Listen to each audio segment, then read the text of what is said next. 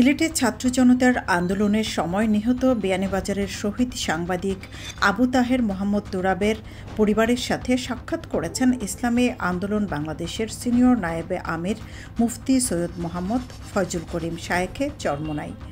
বুধবার বিকালে মহানগরের যতরপুর তোরাবের বাসায় গিয়ে তার পরিবারের প্রতি গভীর শোক ও সমবেদনা জ্ঞাপন করেন এবং নিহতদের আত্মার মাগফিরাত কামনা করে দোয়া করেন।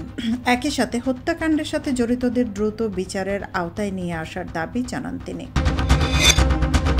বাংলাদেশ দোকান মালিক সমিতি সিলেট জেলা এবং সিলেট জেলা ও মহানগর ব্যবসায়ী ঐক্য কল্যাণ পরিষদের উদ্যোগে আয়োজিত মতবিনিময় সভায় Sylhet chamber of commerce and ইন্ডাস্ট্রির বর্তমান কমিটির পদত্যাগ দাবি করেছেন ব্যবসায়ীরা। তারা বর্তমান কমিটিকে অনির্বাচিত ও অবৈধ বলে দাবি করেছেন। সোমবার রাতে সিলেট নগরের বারতখানার একটি অভিজাত হোটেলের কনফারেন্স হলে এই মতবিনিময় সভার আয়োজন করা হয়।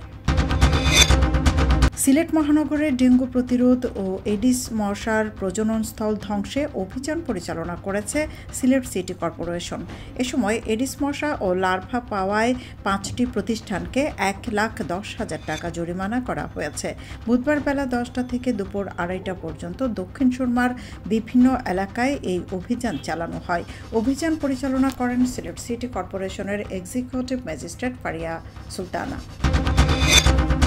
সিলেটের দক্ষিণ সুরমায় সাজু আহমদ নামের এক কিশোর 5 দিন থেকে নিখোঁজ রয়েছে। সম্ভাব্য সকল স্থানে খোঁজ করেও তার সন্ধান না পেয়ে সন্তানকে খুঁজে পেতে সবার সহযোগিতা কামনা করে থানায় সাধারণ ডায়েরি করেছেন ওই কিশোরের মা। সিলেট মহানগর জামায়াতের উদ্যোগে আসন্ন দুর্গাপূজা উপলক্ষে সনাতন ধর্মাবলম্বীদের নিয়ে অনুষ্ঠিত মতবিনিময় সভা অনুষ্ঠিত হয়েছে। মঙ্গলবার রাতে নগরীর একটি অভিজাত রেস্টুরেন্টের হলরুমে অনুষ্ঠিত মতবিনিময় সভায় প্রধান অতিথি ছিলেন জামায়াতের কেন্দ্রীয় কর্ম পরিষদ সদস্য ও সিলেট মহানগরী আমির মোহাম্মদ ফখরুল ইসলাম।